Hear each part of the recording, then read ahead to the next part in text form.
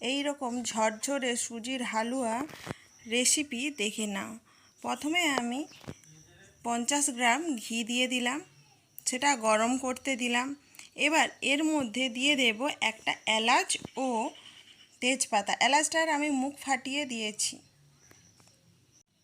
তারপরে দিয়ে দিচ্ছি 5টার মতো কাজু বাদাম, যেটা আধখানা করে ভেঙে রেখেছি, ও কিশমিশ। এগুলো হালকা ভেজে তুলে নিতে হবে। আমি তুলি না, সেই জন্যে আমার লালটা বেশি হয়ে গেছিল কাজু বাদাম। এর মধ্যে দিয়ে দিলাম সুজি, 1.5 কাপ মতো দিয়ে দিলাম। এইবার এই সুজিটাকে ভালোভাবে লাল করে ভেজে নিতে হবে, হালকা আঁচে ভাজতে হবে, নইলে পুড়ে যাবে। এইভাবে লাল করে আমি ভেজে নিয়েছি। এর মধ্যে এবার দিয়ে দিচ্ছি 1/3 কাপ চিনি। আমি এখানে গুঁড়ো চিনি ব্যবহার করছি, তোমাদের বাড়িতে যেই চিনি থাকবে সেই চিনি ব্যবহার করো। এইবার এর মধ্যে দিয়ে নেব আমুল বা গুঁড়ো দুধ।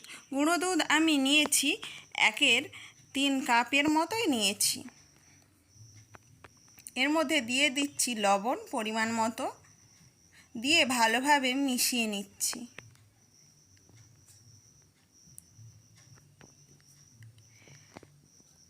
মিশিয়ে নেওয়া হয়ে গেলে এর মধ্যে 1 কাপ লিকুইড দুধ ও 2 কাপ জল আস্তে আস্তে দিয়ে দিতে হবে। প্রথমে আমি লিকুইড দুধটা ব্যবহার করেছি, আবার তারপরে 2 কাপ জলটা আমি কম কম করে মিশিয়ে নিচ্ছি, কারণ নয়তো সুজিটা ঝরঝরে হবে না। এইভাবে নাড়িয়ে চাড়িয়ে ভালোভাবে সেদ্ধও হয়ে যাবে এর মধ্যে, এবং সুজিটা ঝরঝরে ভাবও চলে আসবে।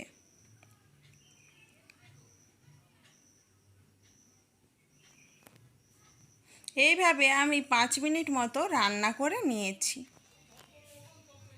আর আমার ভিডিও ভালো লেগে থাকলে লাইক, শেয়ার, কমেন্ট করে জানিও, আর নতুন বন্ধুরা হলে সাবস্ক্রাইব করে দিও।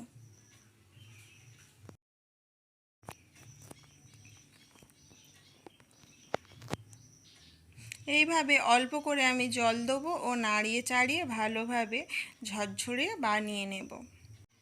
তবে গ্যাসের ফ্লেম তোমাদেরকে লোতে রাখতে হবে, নইলে নিচে পুড়ে যাবে। গ্যাসের ফ্লেম লোতে রেখে এই কাজটা করতে হবে।